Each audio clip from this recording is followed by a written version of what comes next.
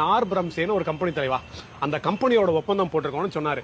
அந்த கம்பெனி யாருன்னு பார்த்தா, அந்த நிறுவனம் 1993 முதல் இந்திய ரயில்வேவுக்கு சப்ளையரா இருக்கிறாங்க.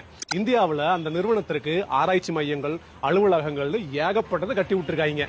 30 வருஷமா இந்தியாவில் இயங்கிக் கொண்டிருக்கும் நிறுவனத்திற்கு மக்கள் வரி பணத்தை வீணடிச்சு ஜெர்மன் போய் முதலீடு இருந்த ஒரே மகாபிரபு நம்ம முதல்வர் மாண்புமிகு மு.க. ஸ்டாலின் ஐயா அவர்கள் மட்டும்தான்.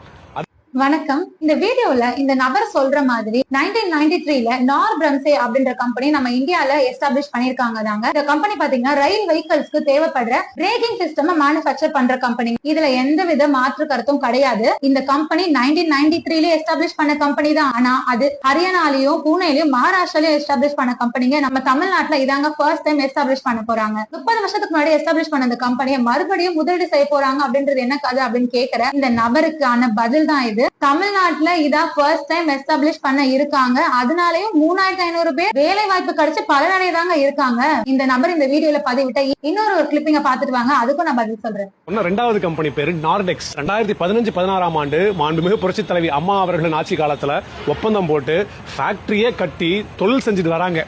2016 வந்த கம்பெனிக்கு மறுபடியும் ஒப்பந்தம் போட போயிருக்கிறாரு நம்ம முதல்வர் ஐயா. நானு இன்ஜினியரிங் ஸ்டூடெண்ட் ஐயா.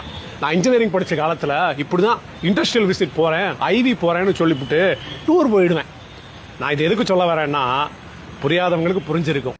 ஆமாங்க, நார்டெக்ஸ் அப்படின்ற ஒரு கம்பெனி விண்ட் டர்பைன் அப்படின்னு சொல்லப்படுற அந்த விண்வெல் பார்ட்ஸை மேனுஃபேக்சரிங் பண்றாங்க தான். அதுவும் நம்ம இந்தியால ஆல்ரெடி எஸ்டாப்ளிஷ் பண்ண கம்பெனி தான். இதை யாருமே இல்லனே சொல்லல. இந்த அனௌன்ஸ்மெண்ட்ல கிளியரா சொல்லியிருப்பாங்க, this company will expand this existing facility அப்படின்னு சொல்லி. பாவம் அந்த நபருக்கு அந்த வார்த்தைக்கான அர்த்தம் புரியலன்னு நினைக்கிறேன். ஆல்ரெடி இருந்த கம்பெனிய அதோடைய வேலைகளை எக்ஸ்பேன்ஷன் தான் பண்ண போறாங்க அப்படின்னு சொல்லியிருக்காங்க. புதுசா தொடங்க போறாங்கன்னு எங்கேயுமே எந்த பதிவிலையும் கொடுக்கலங்க. 1000 கோடி ரூபாய் முதலீட்டுல சுமார் 2500 நபர்களுக்கு மேல வேலை வாய்ப்பு கிடைக்க இருக்கு அப்படின்னு சொல்றாங்க. எனிஹவ் புதுசா வேலை வாய்ப்புகள் கிடைக்கதாங்க போகுது. தமிழ்நாட்டுல இல்லாத கம்பெனிஸ் தாங்க இப்ப புதுசா எஸ்டாப்ளிஷ் பண்ண போறாங்க.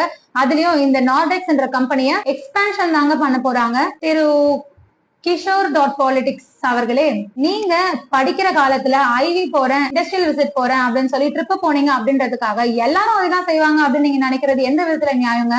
புரிஞ்சிருக்கும்னு நினைக்கிறேன். நன்றி.